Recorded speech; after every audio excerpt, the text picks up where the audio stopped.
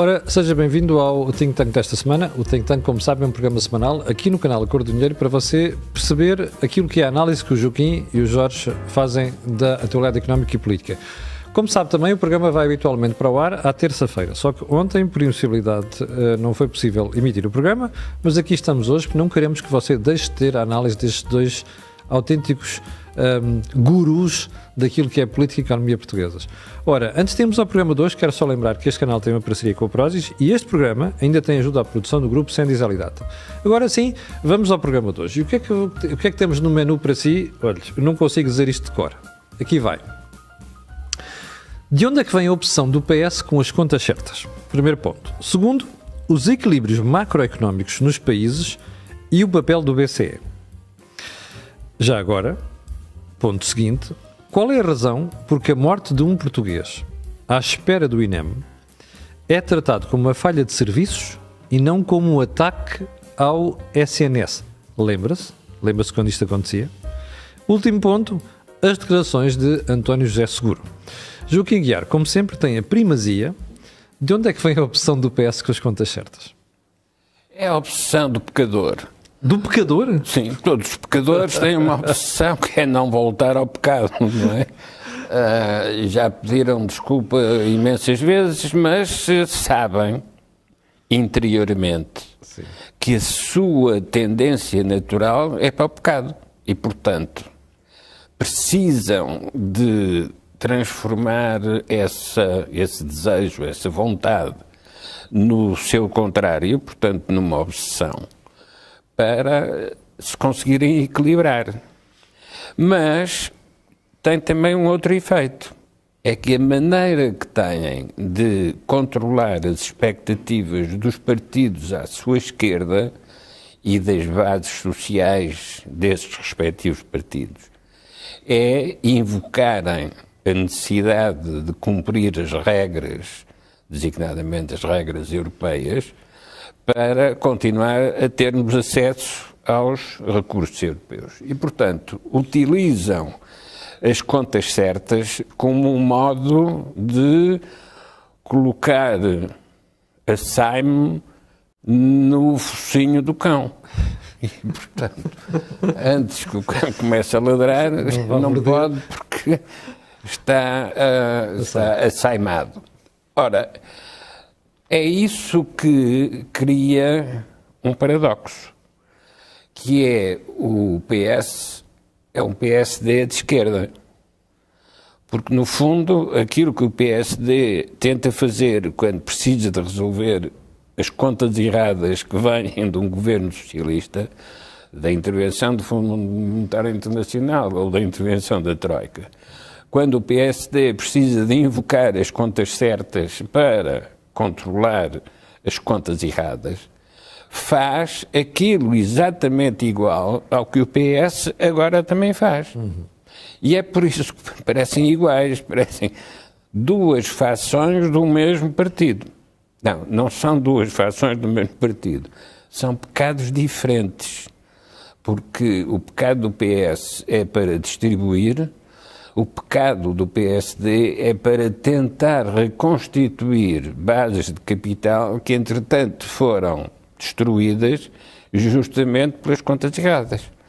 O que significa que a teoria do PS de distribuir tem que ter um fim, não é? Porque se não se cria, não se pode distribuir. O é mais complicado é que aquilo, a corda que enforca o PS é justamente a promessa da distribuição que não pode ser cumprida. E não pode ser cumprida porque enquanto estão a olhar para a distribuição, não estão a olhar para a produção. Pois. Ora, sem produção, com acumulação de capital, não há distribuição.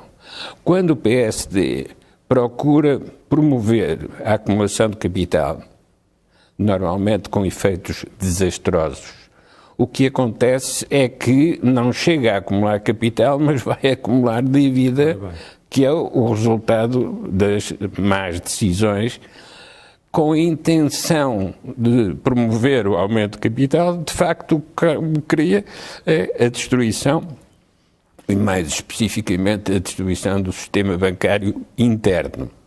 que depois fica dependente dos apoios externos, designadamente do Banco Central Europeu. Mas ao ficar dependente pela necessidade de resolver os desequilíbrios criados, também fica dependente porque perde autonomia de decisão.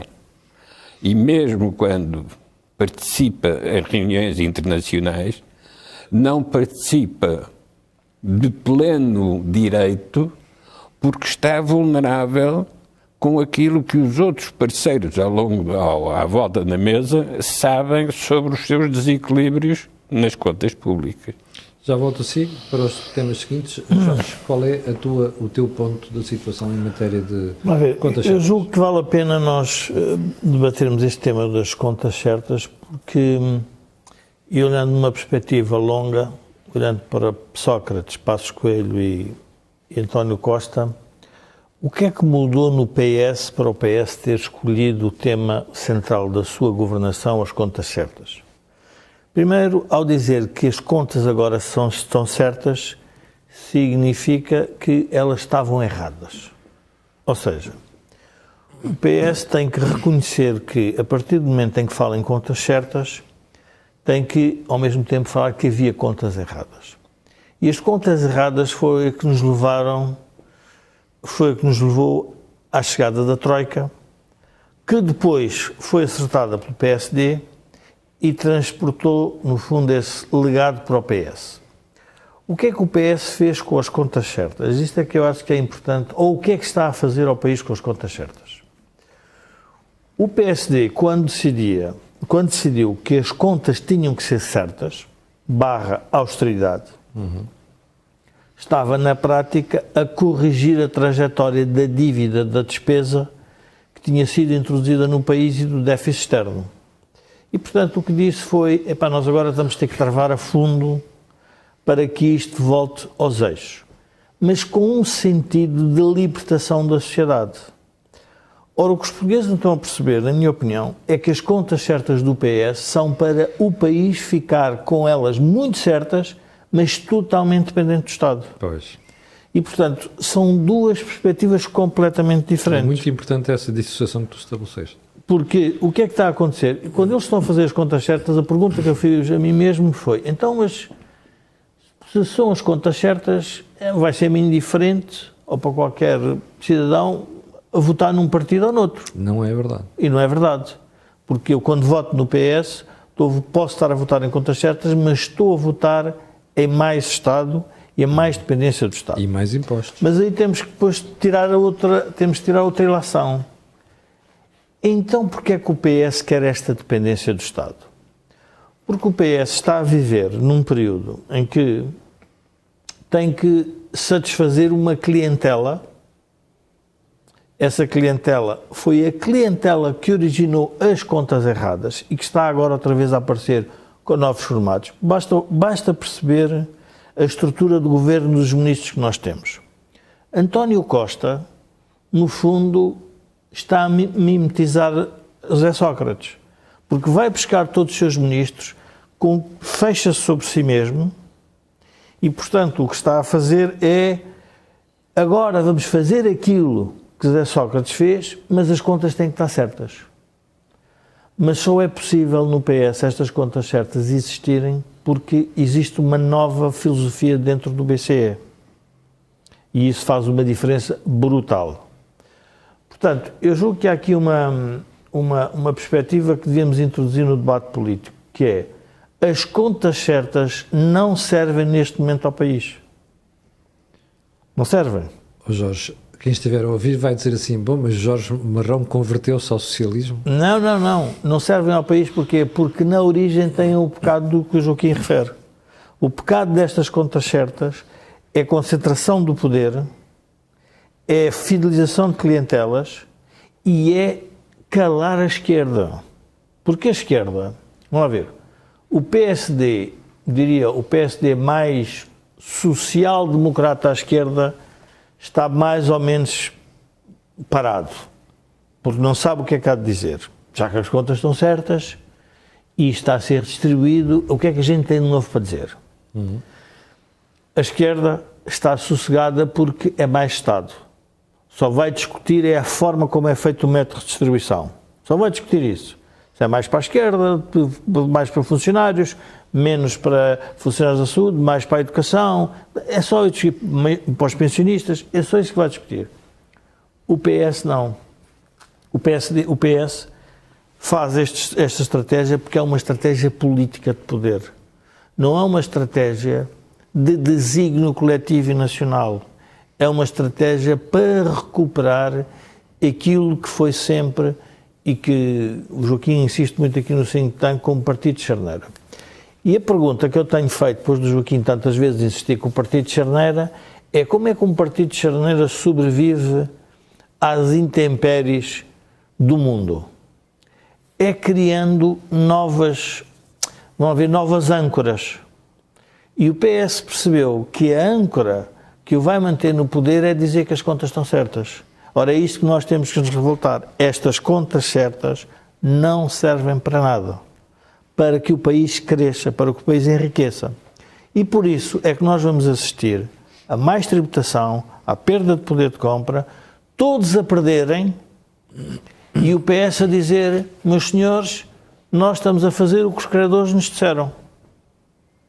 E o que é que os senhores querem mais? Então o país para e resigna-se, porque diz assim, então, mas afinal, estava certo que as contas certas de Passos Coelho também não geram crescimento económico. Não geraram crescimento económico. Então as contas certas nos países todos não geram crescimento económico? Não, é que a estrutura que suporta as contas certas é completamente diferente de país para país. Mas era isso que era importante te referir, Jorge. Qual é a diferença essencial, então, aquilo nos pilares que suportam as contas certas, por exemplo, da Alemanha ou da Finlândia e as portuguesas? Tem muito menos despesa pública, a sociedade está mais liberta, há mais capital acumulado e há mais, se quisermos, sociedade económica livre, não dependente da obra pública. Mas a extrema-esquerda ou a esquerda vai dizer aí, isso não é verdade, porque a carga fiscal na Alemanha é superior à portuguesa. Mas a carga fiscal na Alemanha é superior, mas o rendimento dos alemães é muito maior. É muito diferente eu ter 50%, metade do meu rendimento, exatamente, de 20 mil dólares ou 20 mil euros, ou ter de 40 mil. Não tem nada a ver. A qualidade da vida das pessoas não é a mesma. E há outra diferença, Jorge, é que na Alemanha 16% das pessoas não suportam 70% da receita do IRS, como em Portugal. Pronto, mas a questão do IRS, nós depois, não sei como são 4 temas, não vai dar para falar. Onde eu queria chegar com esta reflexão é, primeiro, contas certas significam austeridade. Contas certas significa ou não baixo crescimento económico. Não devem significar.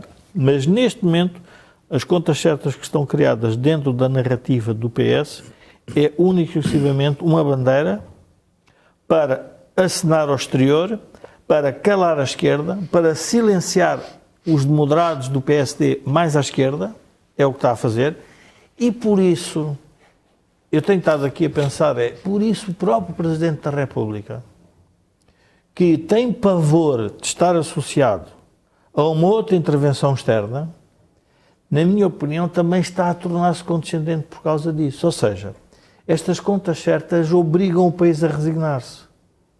Porque nós, afinal, para que é que as temos?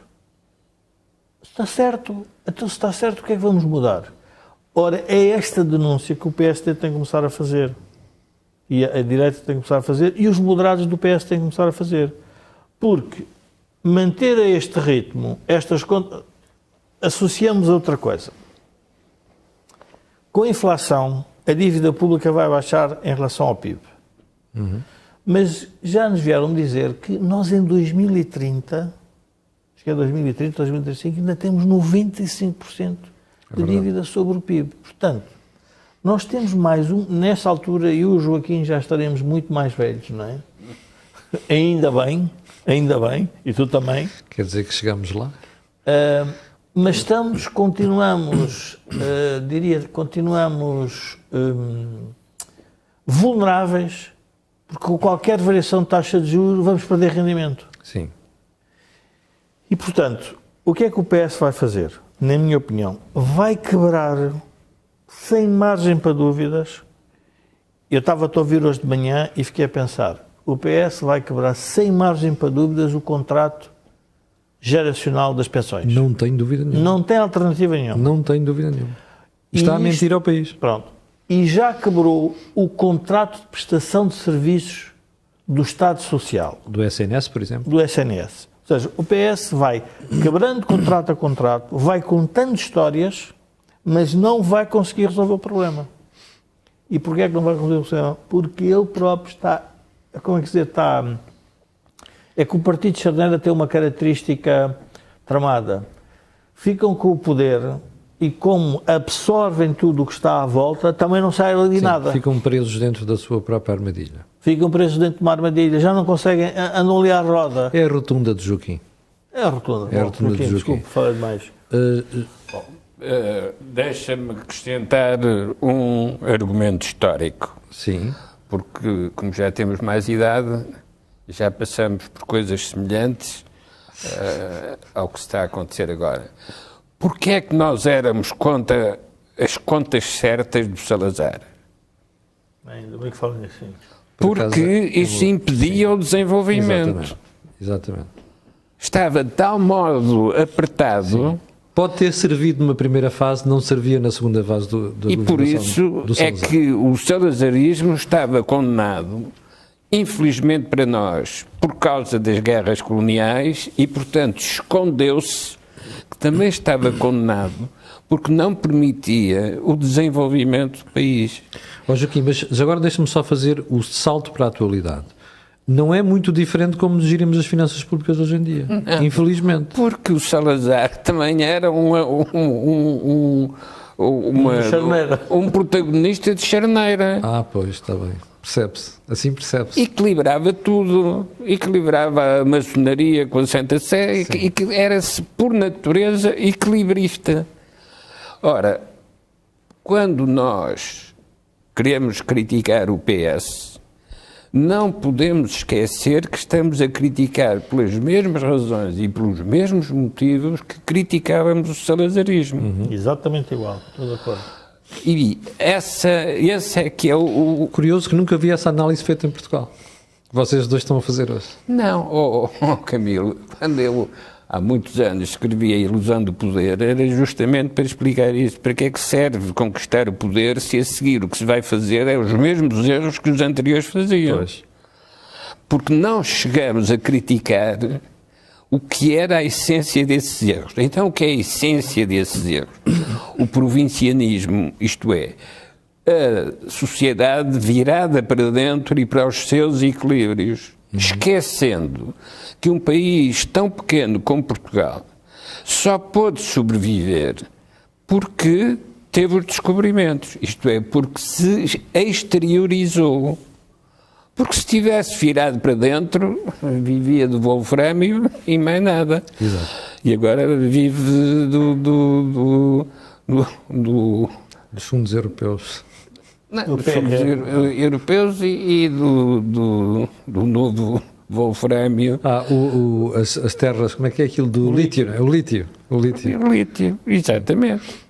Bom, isto quer dizer o quê? Quer dizer que as posições do PS são mais naturais, são mais portuguesas do que nós queremos admitir. E quando estamos a criticar o PS, estamos a criticar a própria sociedade portuguesa, porque é ela que produz o PS. E por isso é que este António Costa conseguiu uma maioria absoluta. E depois pergunta, está bem, mas o PSD também conseguiu uma vez uma maioria absoluta. Posso interrompê-lo? Estava a ouvi-lo e por causa da questão de fazer a comparação direta com Salazar. António Costa é um absolutista em democracia. É verdade. Porque ao ter usado as contas certas para, vamos lá ver, asfixiar a sociedade, na prática está a fazer o mesmo. Mas o que é que está a fazer a nível do poder económico? Enquanto Salazar usava o condicionamento industrial, sim, António Costa usa a cumplicidade com uma classe empresarial que depende há muitos anos do Estado. E repare, e o mais grave é que quando nós olhamos para os investimentos estrangeiros em Portugal, da época de Sócrates, na fase final, são sempre daqueles países em que a esquerda mais radical fala, não deveria falar, porque são os países autoritários, sem respeito dos direitos políticos e dos direitos humanos. Ou seja, o que nós estamos a fazer é uma política muito perversa, porque se nós nos abrirmos ao mundo para deixarmos de ser provincianos, como o Joaquim diz, então isso significaria que nós teríamos que ter muito investimento estrangeiro que quer conquistar o mundo. Ora, o que o PS quer fazer não é isso. O PS quer esse investimento estrangeiro desde que ele se posicione num patamar de relação política entre Estados. De clientela. Clientela, ou seja, eu falo com o Hugo Chávez, eu falo com o Maduro, eu falo com não sei quem, portanto, com o Lula. Portanto, o que está a fazer é exatamente um condicionamento, não é industrial neste caso, eu diria que é um condicionamento de serviços, porque hoje não temos indústria, portanto também não é agrícola, é um condicionamento de serviços e de utilities do próprio Estado para, no fundo, manter aquilo que Salazar quis, que era ter o país controlado. E orgulhosamente só. E orgulhosamente sós. E por isso nós vamos ficar orgulhosamente sós nesta cauda. E ainda vamos falar, a parte mais interessante, nós não conseguimos falar nisto porque já não temos moeda, mas eu recordo-me que eu era jovem, quando se discutia política, depois no fim dizia, e já viram o valor da moeda do escudo? Pois é. Ou seja, estávamos pobres e tínhamos uma moeda rica. Depois pensa assim, mas espera aí, mas porquê é que eu estou pobre e tenho uma moeda rica? Porque ele tinha as contas certas e a moeda não desvalorizava. Isso é a vantagem de uma conta certa. Tinhas a inflação controlada. A inflação controlada. Neste momento não temos nada disso. Portanto, eu julgo que esta comparação que o Joaquim fez com o Salazar é feliz e leva-nos realmente a pensar que ou o debate na oposição muda radicalmente, ou então nós vamos continuar aqui na rotunda de Joaquim. Mas vamos voltar ainda ao tempo de Salazar. O que é que foi a fase final de Salazar e quais eram os conflitos da altura? Era entre os desenvolvimentistas e os tradicionalistas.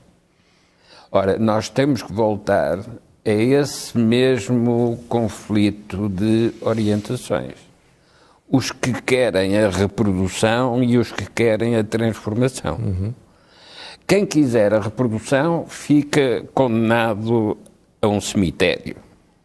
E, como sabem, no cemitério só se for à noite que aquilo seja divertido, porque durante o dia não tem divertimento nenhum.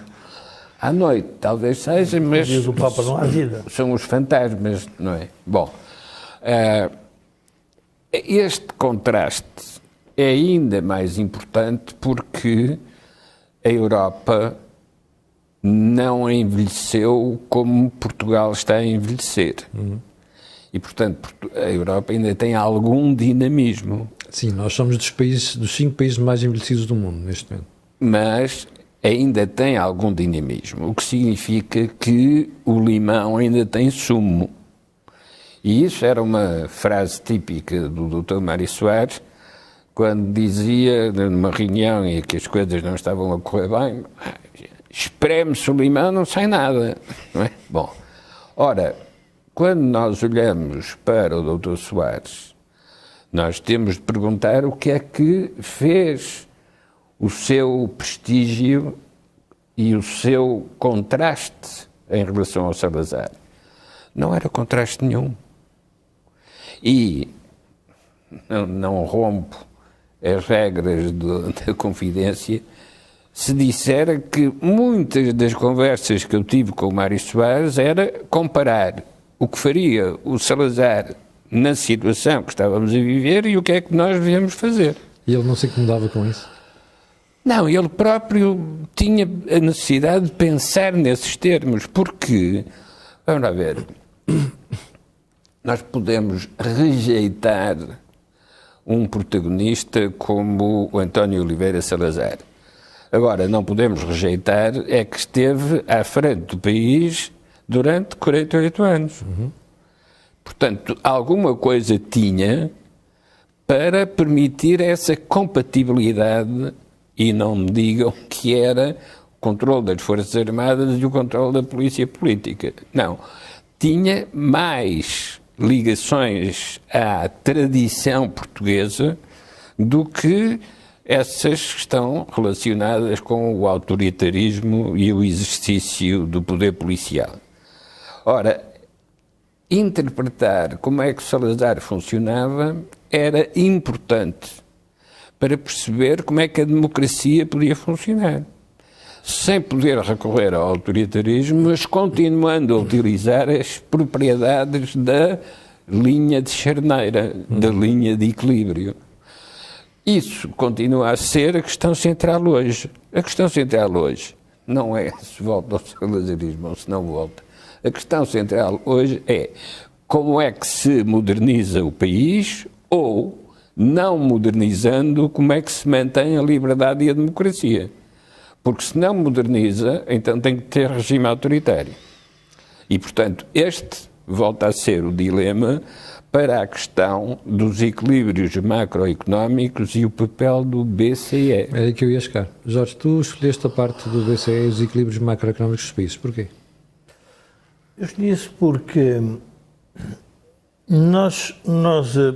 quando nós juntamos as contas certas, a pergunta que temos de fazer é que como é que estas contas certas não originaram a agitação social mais intensa. Porque quando nós observamos, o que acontece é que há mais impostos, as pessoas perderam poder de compra, os serviços estão a funcionar de forma deficiente, se quisermos, quer os de educação, quer os da saúde, mas nós tivemos uma discussão sobre contas certas em que o BCE não quis intervir. Ou seja, o BCE injetou as economias, inundou as economias de dinheiro. Sim. Portanto, o que o BCE fez foi criar um equilíbrio macroeconómico, ou seja, ajudar a criar esse equilíbrio macroeconómico, porque se nós nos relembrarmos, o BCE assustou-se com a agitação social no Sul e com a fragmentação da zona euro. Particularmente Itália e Espanha. Sim, porque o problema do BCE era assim, mas para que é que nós queremos uma moeda estável se de repente ela pode se tornar muito mais pequena? Então decidiram, não, nós agora vamos ter uma moeda que vai se manter alargada, mas vamos dar aqui alguns graus de liberdade. E esses graus de liberdade que o BCE deu foram dados a António Costa. António Costa foi o grande beneficiário disso. Sim. Nós nos lembrarmos de António José Seguro era o que pedia na altura. Passos Coelho não podia pedir porque estava sobre o ditame da Troika, portanto jamais poderia fazer esse exercício. Assinado pelo PS. Pronto, a menos que quisesse fazer a figura da Grécia, né? A Grécia pediu e correu mal. Não, mas não podia pedir porque isso seria renegar o próprio contrato que tinha sido subscrito. Portanto, eu acho que esse não era o tema de Passos Coelho e ele teve muito bem nisso. Quer dizer, António José Seguro pediu isso e não teve isso. Não teve isso e depois teve, enfim, o golpe palaciano de António Costa. Mas onde é que eu queria chegar? Portanto, o BCE faz aqui uma estratégia que é mantém o euro como moeda relevante dentro da sociedade europeia, mas criou, diria, uma zona de empobrecimento. Porquê? Porque os países a não fazerem as reformas estruturais, que é o caso de Portugal, está, no fundo, a participar na construção da moeda, mas não está a participar na construção da riqueza europeia. E, portanto, nós vamos ter um problema.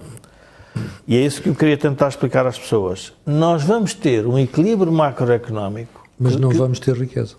Mas o equilíbrio macroeconómico é um PIB mais baixo. Sim. É o salazarismo. É o salazarismo. Pois, é verdade. Pronto. Então, porquê é que isto é importante dizer isto? Porque, a partir do momento em que o Estado se concentra na ideia que tem que manter uma disciplina orçamental saudável, se não tiver uma contrapartida no crescimento económico paralelo da sociedade, dado que ele próprio tem uma restrição que é o investimento público, porque Que se nós repararmos, estas contas certas têm uma origem. Sim. É a baixa do investimento É público. verdade. Em 7 anos, António Costa nunca cumpriu o que escreveu no Orçamento de Estado. Pronto. E com o PRR também não tem. Agora, vejamos o seguinte, façamos o exercício, claro que é académico, de ter as contas que António Costa tem, mas com os juros que vinham do tempo de Passos Coelho. Estava montada uma guerra civil em Portugal.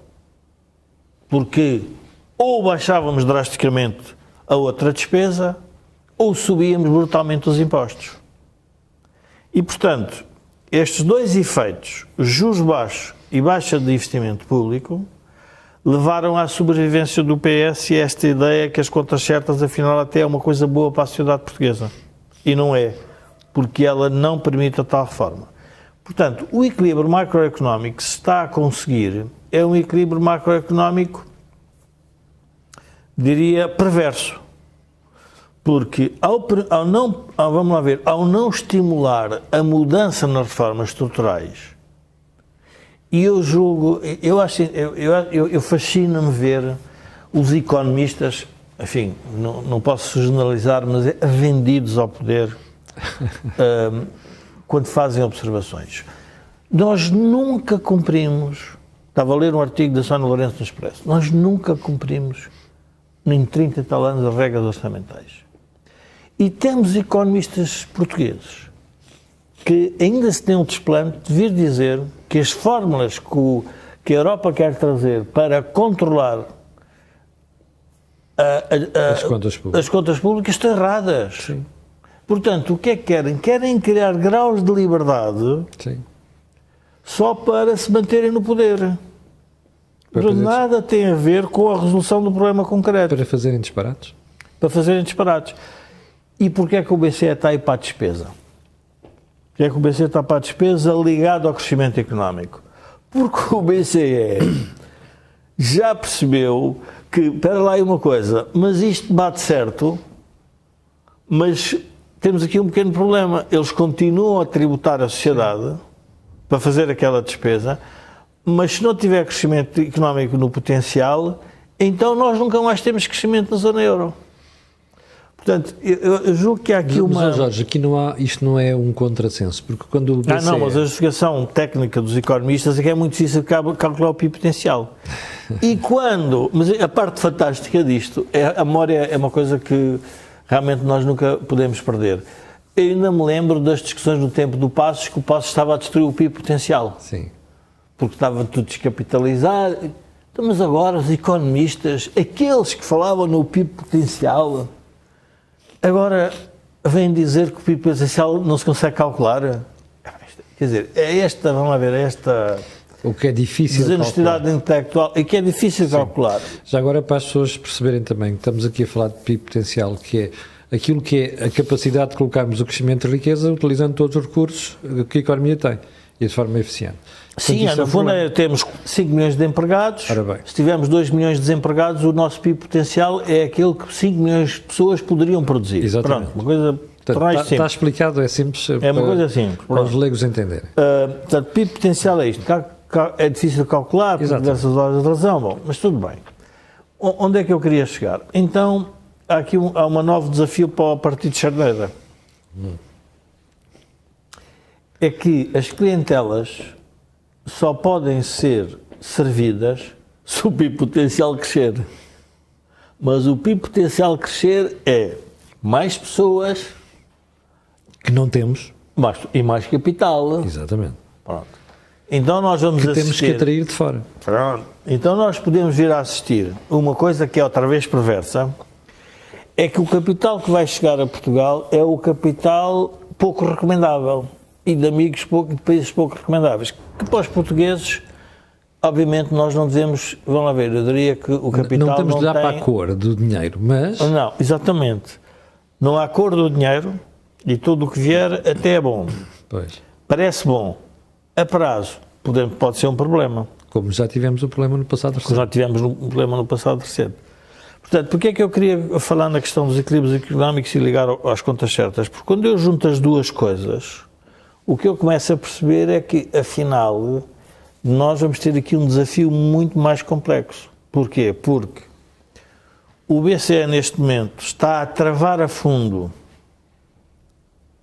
porque está a retirar dinheiro da economia, portanto, vai-nos obrigar a travar a fundo e, portanto, a solução para manter a tal despesa pública líquida a níveis razoáveis só pode ser conseguida se fizermos outra vez aumentos de PIB potencial. Portanto, eu diria que isto vai se tornar muito mais complexo. E depois queria voltar à questão do... Enfim, mas se calhar agora para o Joaquim, porque eu já falei mais sobre este tema. Joaquim, voltemos então a esta questão dos equilíbrios macroeconómicos e o papel do BCE.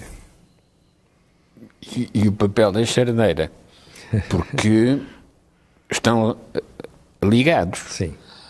O BCE o que é que precisa? Precisa de um administrador local que trate bem aquilo que são as disponibilidades que o BCE põe ao nosso alcance.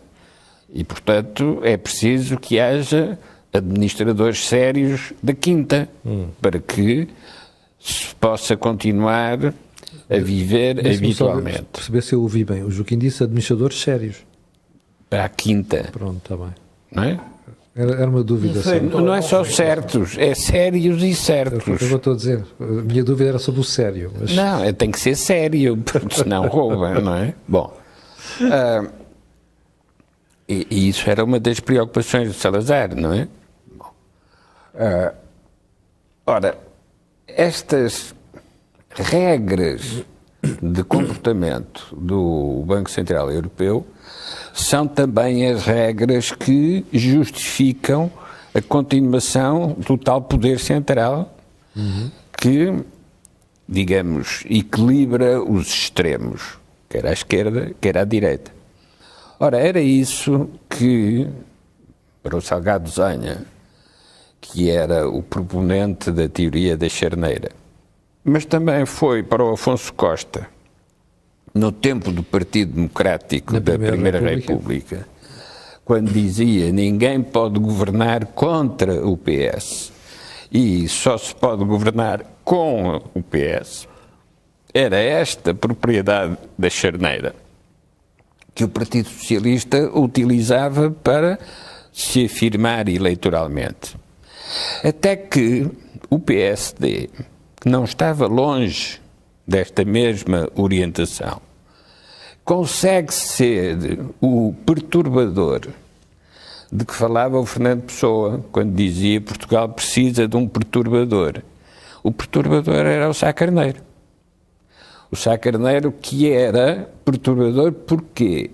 Porque queria trazer o exterior para dentro da sociedade portuguesa. Era o perturbador ou o indisciplinador? O Fernando Pessoa falava de um perturbador. Okay. Mas o Sá Carneiro era um perturbador no sentido em que queria trazer o mercado comum, queria trazer a integração europeia para dentro da sociedade portuguesa.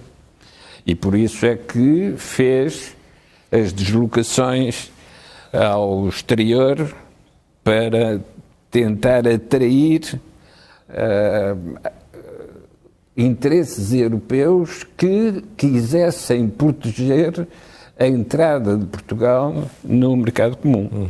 E quando o Sá Carneiro governa nos anos 80, no início dos anos 80, quando o Sá Carneiro governa, fez várias visitas na Europa justamente para criar essa boa vontade europeia à integração de Portugal.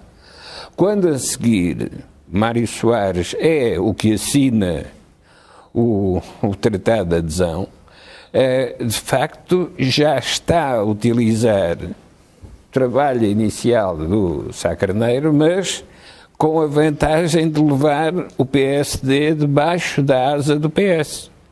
Porque o PSD não podia deixar de participar, de concordar com aquilo que eram as condições da integração.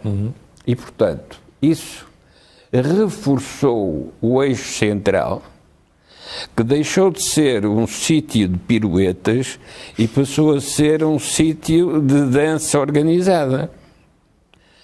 Era o Bloco Central, que permitia responder aos problemas do Fundo Monetário Internacional e, simultaneamente, já ninguém se lembra, mas foi numa altura de crises da TAP, quando Sá Carneiro tentou vender a TAP à Air France e criou um problema político interno porque era essencial defender a TAP. Bom, isto, porque é que recordo estas histórias agora que voltamos a ter greves na TAP? Recordo estas histórias porque elas envolviam as entidades políticas, mas por razões que vinham da economia e da sociedade. Da sociedade, dos sindicatos, da economia, das dívidas das empresas.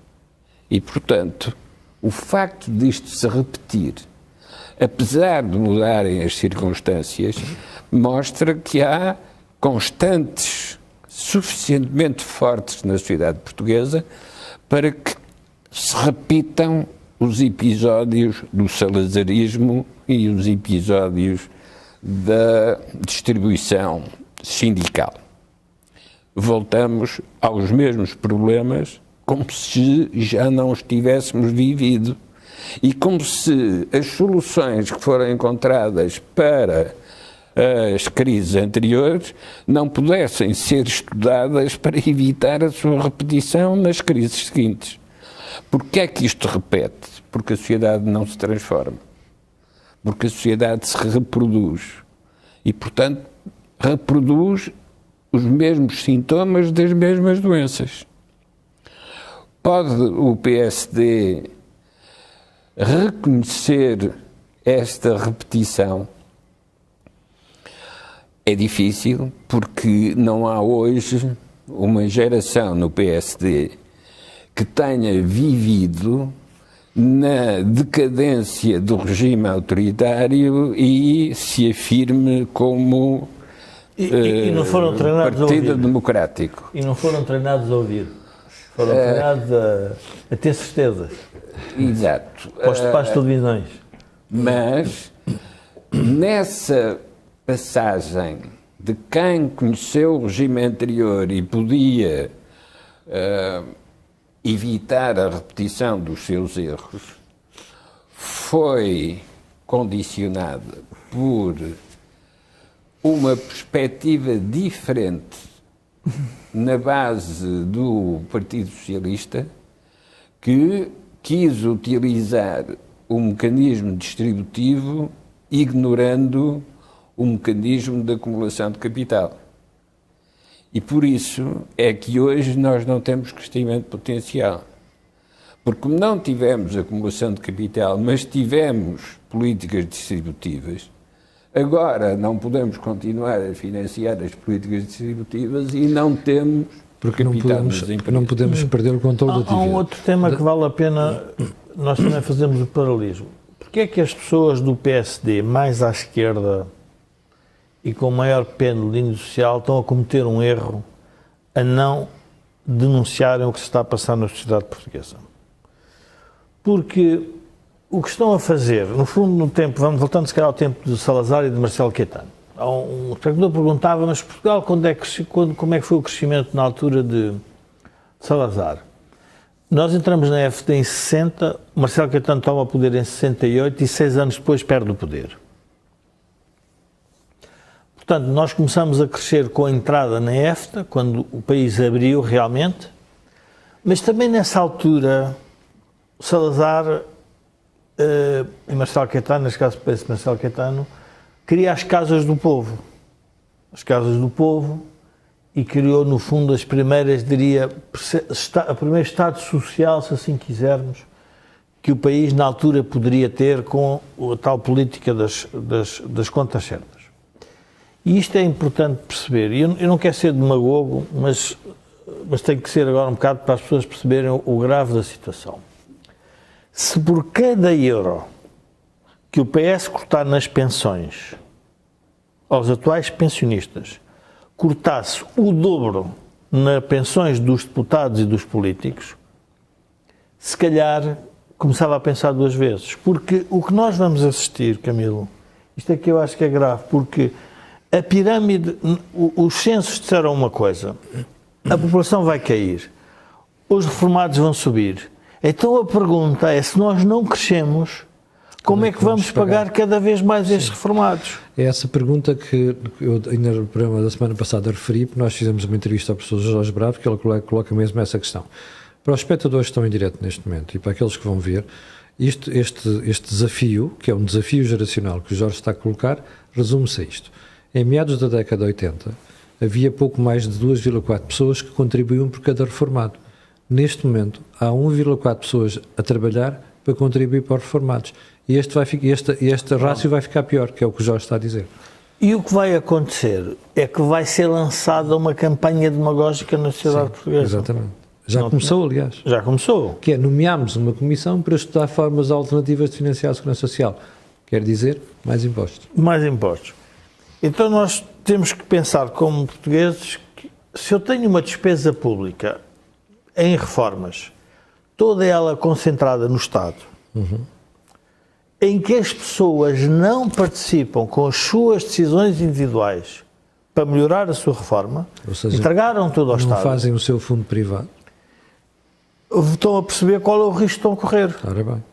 Porque se eu decidir que uma parte da minha reforma sou eu que a faço a gestão, tenho risco, é óbvio, porque se calhar vou pôr em instituições que não vão cumprir com aquilo que eu gostaria que cumprissem, então eu, na prática, estou a dar dinheiro para que seja gerido por uma classe política que é eleita de 4 em 4 anos, com objetivos políticos que não são, vamos ver, não são coerentes nem consistentes com a durabilidade que eu vou ter na reforma. Não são coincidentes com os teus interesses, porque o interesse da classe política é ser reeleito ao fim de 4 anos e o teu interesse é há 30 anos teres a tua reforma. Exatamente.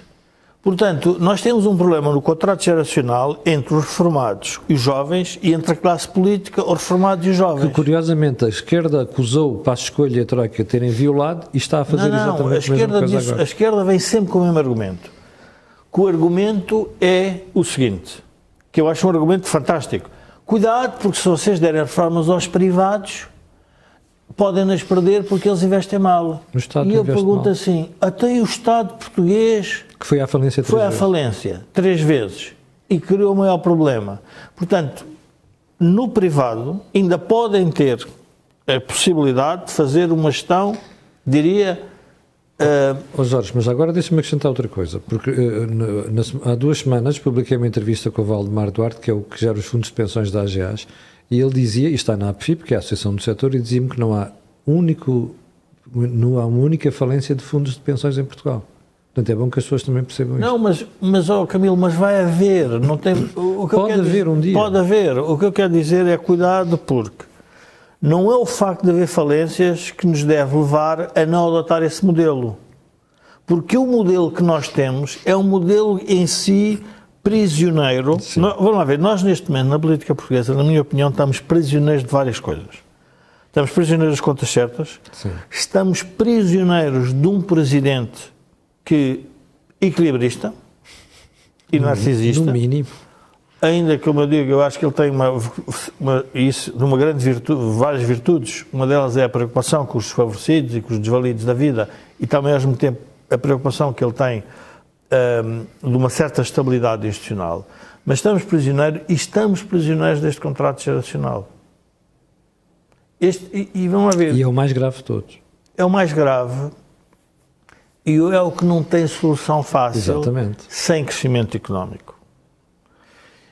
E, portanto, eu diria que quando nós observamos a lógica do Partido de Charneira, ficamos com um problema. O Partido de Charneira silencia o país para que o país, no fundo, não tenha motivações para pôr em causa o Partido de Charneira, mas é óbvio que numa lógica, enfim, olhando para o antigo regime, numa lógica de longo prazo, o Partido de Charneira vai ser afastado.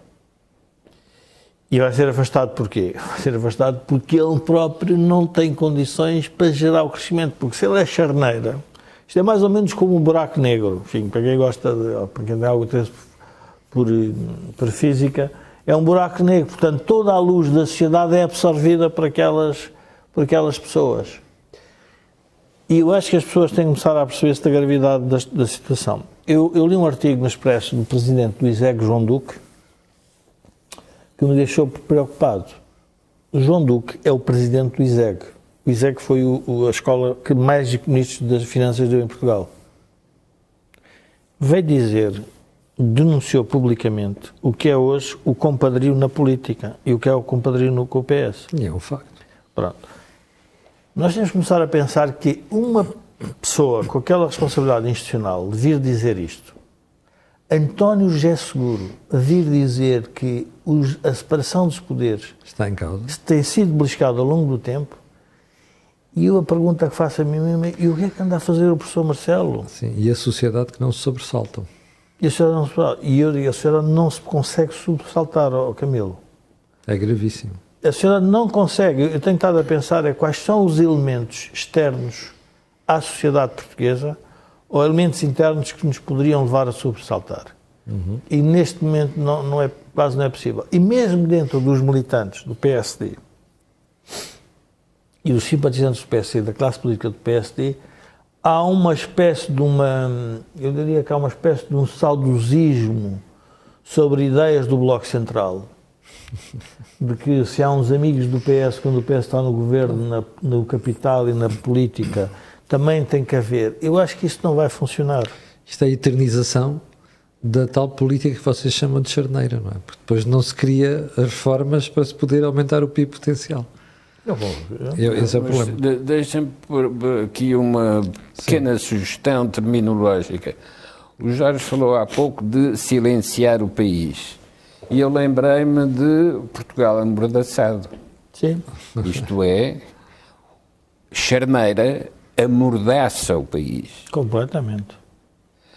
E isso significa que mesmo quem utilizou o partido de charneira, como o Dr. Mário Soares, sabe o que é que significa Portugal amordaçado. E, portanto, isso que era o Portugal de Salazar é hoje o Portugal do António Costa. Ora, denunciar isto não significa nem resolver o problema, nem explicar o problema. E sabe qual é a censura, na minha opinião, atual? No tempo de Salazar, a censura era um lápis vermelho. E eu diria, a pobreza era ser honrado. Certo? Era uma característica do salazarismo. Pobre, mas honrado. Mas hoje temos um problema na sociedade portuguesa. Hoje as pessoas querem ser ricas, querem ter qualidade de vida, querem ter bem-estar. E então são sujeitas a uma censura e aceitam-na, que é a censura económica, que é não poderem ter acesso se não tiverem com o partido, se não tiverem com os amigos do partido, se não tiverem quem tem o poder. Ou seja, e por isso a sociedade hoje, ela não consegue revoltar-se mesmo, porque gostou tanto de dinheiro, gostou tanto do bem-estar... E sabe que só pode ir buscar dessa forma. E se o Partido Extraneiro detém os recursos todos da saúde, detém os recursos todos da educação, só podes ir buscar detém os recursos todos da segurança social, sim, então só podem ir buscar aí. É. E por isso a rotatividade, onde é que nós vemos a rotatividade? Brutal. Nas câmaras. As câmaras é um bom espelho, porque se olha para as câmaras e as pessoas precisam de ter as câmaras, seja qual for o partido. Porquê? Porque é o seu modo de vida. Pois. E não é por acaso que todos os casos, ou grande parte dos casos de corrupção, pergunta a pessoa é corrompida porquê? Porque quer melhorar, é presumível, quer melhorar o seu património e a sua qualidade de vida. Não, e porque utiliza a necessidade de autorização. Sim, sim, claro. E é quem dá a autorização que permite que tudo o resto funcione. Mas isto para dizer o quê? Portanto, a questão do amordaçado aqui, nós temos uma mordaça hoje que é uma mordaça económica e social, se não for do partido. Ou seja, é como se o país, e eu acho que o dramático disto, Camilo, é que ainda há pessoas no partido. O Partido Comunista é o partido mais envelhecido de Portugal. E tem memória. É verdade. Tem memória histórica. Se começarmos a pensar, É muito diferente. Um Comitê Central tem pessoas que estiveram presas. Portanto, lembram-se do que é isso. E, portanto, é curioso ver que como é que o Partido Comunista, por exemplo, não consegue denunciar o que se está a passar relativamente a esta falta de liberdade das pessoas em relação... Obviamente, o Partido Comunista, para ele, tudo é Estado. Mas tem que pensar que isso vai acabar também com o seu próprio eleitorado. Porque quem ocupa o Estado vai ser sempre quem ganha as eleições. E se não ganhar as eleições, então não tem possibilidade. Então as pessoas perguntam, mas para que é que eu vou votar então no Partido Comunista? Se o Partido Comunista... Se quem ocupa os lugares de Estado é que distribui esses lugares, então eu prefiro votar no partido que faz isso. Exato. E, portanto, esta é vamos ver, é outra circularidade da política. E por isso é que nós sentimos os partidos políticos cada vez mais... ou seja... Com menos criatividade. Sim, para as soluções. Eu não queria fechar o programa de hoje sem vos ouvir quanto a uma questão. Morreu uma pessoa ontem em Setúbal, ficou 2 horas à espera de uma ambulância do INEM. Isto já aconteceu 2 vezes antes, desde o verão. Uma das questões que nós temos de colocar é porque é que desta vez é uma falha dos serviços, antigamente era um atentado contra o SNS, quando estava aí a Troika. Porque pelas razões que tivemos aqui a desenvolver ao longo do programa. Porque se eu disser que vou privatizar a saúde, quer dizer, significa que estou a atacar o Estado Social, então, implicitamente, tudo tem que estar... O Estado Social só pode ser produzido pelo Estado, o que é uma mentira e uma falácia. Sim. O Estado Social pode ser produzido por um privado. Claro. Mas não, fez-se a concepção de que o Estado Social não pode estar nas mãos dos privados. Não é verdade. Todos os países têm um modelo mais ou menos misto. Só que o português tem uma clientela muito ligada, que é a clientela política da tal redistribuição. E, portanto, ao fazer isso, está a dizer o Estado Social, se eu atacar, se houver um problema, quando está um governo que acha que provavelmente até se pode produzir Estado Social mais eficiente usando os privados, está-se a atacar o Estado Social. Quando já se é dono do Estado Social, quando já se tem a maioria absoluta, e isso é que eu acho que os funcionários públicos vão começar a aprender. Os funcionários públicos vão assistir a uma coisa estranha. E não é por acaso que foram demitidos os gestores do Hospital de Ana Maria. Vão ser os culpados. Porque o bode expiatório de uma maioria absoluta é os gulags, é o degredo.